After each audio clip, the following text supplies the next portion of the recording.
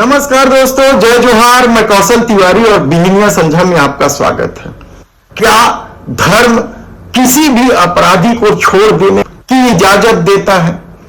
क्या धर्म के नाम पर किसी भी अपराधी को संरक्षण दिया जा सकता है?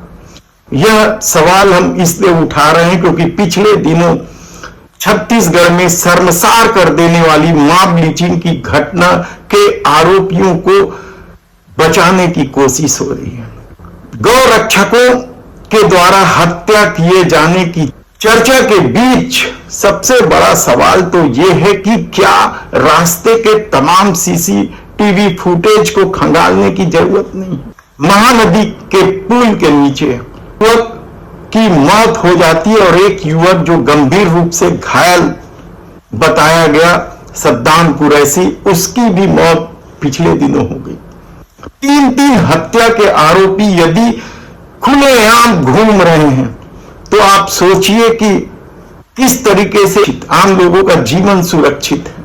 हमने विस्तार से इस खबर को प्रकाशित किया था और अब कांग्रेस इस मामले को लेकर आरंग पुलिस थाने जा पहुंची है। आरंग पुलिस से उन्होंने चर्चा की और हत्यारे गौ रक्षकों को गिरफ्तार करने की मांग की है, नहीं तो बड़े आंदोलन की धमकी दी। विकास उपाध्याय कांग्रेस के राष्ट्रीय सचिव हैं, उनका क्या कहना है इस मामले में, जरा सुन लीजिए। आप पूरे घटनाक्रम को देखेंगे, पूरी चीजों को देखेंगे तो ये हत्या की गई है 3 लोगों की। और आज इतने दिन हो गए पुलिस के द्वारा जांच की बात सिर्फ की जा रही है, अपराधियों को पकड़ा नहीं जा रहा है। कुछ लोगों को पकड़ा गया था उसी दिन, लेकिन फिर भी उनको किस आधार पर छोड़ दिया गया, किस आधार पर पकड़ा था और किस पॉलिटिकल अप्रोच के कारण रायपुर के किन नेताओं का फोन आया जो शासन प्रशासन में बैठे हैं, उनके फोन के बाद में छोड़ दिया। ये जो पुल से उन लोगों की 2 लोगों की डेथ तो वहीं हो गई, फिर कल एक जन की मृत्यु हुई है।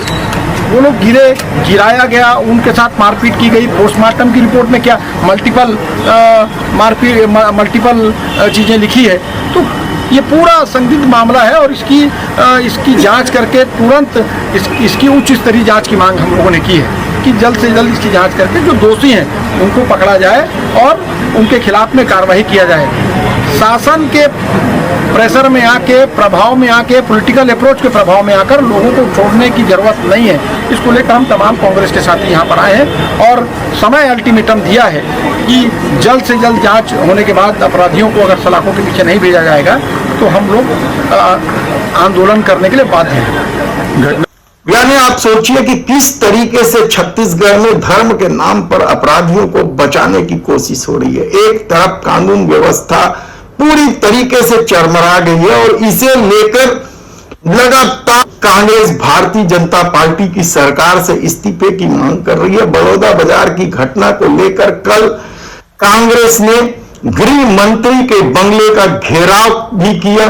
इस दौरान पुलिस के साथ उनकी जमकर झूमाझटकी हुई और गृह मंत्री और मुख्यमंत्री का पुतला तक जलाया गया। लेकिन लगता है प्रदेश सरकार यानी डबल इंजन की सरकार के कान में जूं तक नहीं रेंग रहे। उन्हें जरा भी शर्म नहीं आती कि किस तरीके से आम लोगों का जीवन और खतरा मंडराता जा रहा है, किस तरीके से लगातार अपराध में वृद्धि हो रही है और सुशासन का नाम लेकर किस तरीके से लोगों को धर्म के आश्रय बरगलाया जा रहा है, वह भी कम हैरानी की बात नहीं है।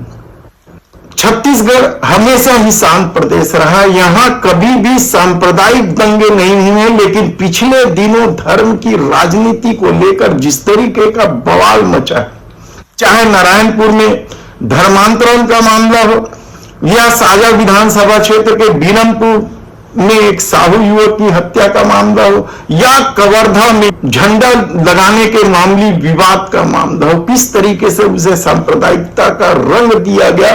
और अब जब बड़ौदा बाजार की घटना हो गई, मॉब लिंचिंग जैसी घटनाएं छत्तीसगढ़ में यदि होने लगी है तो क्या छत्तीसगढ़ की प्रसिद्धि जो शांत टापू के रूप में रहा है वह खत्म हो गया? क्या डबल इंजन की सरकार कानून व्यवस्था संभालने में पूरी तरीके से फेल हो चुकी है? अब तो राष्ट्रीय स्तर पर यह खबरें प्रकाशित और प्रसारित होने लगी है कि छत्तीसगढ़ में 3 युवाओं का मॉब लिंचिंग हुआ।